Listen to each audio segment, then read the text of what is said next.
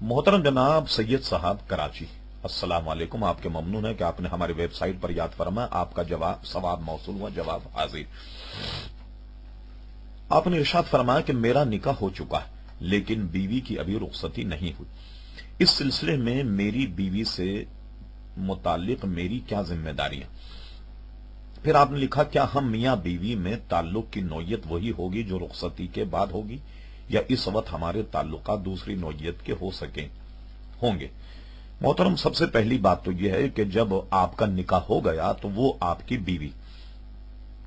ہرچند کہ وہ آپ کی بیوی ہے، لیکن معروف طریقے سے جب تک آپ کی رخصتی نہ ہو جائے اس وقت تک آپ میاں بیوی کے معاملات کو قائم مت کیجیے گا۔ رہا آپ کی ذمہ داری، آپ اس کو یعنی نان نفقہ یا کچھ تحفہ یا کچھ ہدیہ، کچھ اس قسم کی چیزیں آپ دے سکتے ہیں، وہ آپ کی اب بیوی ہے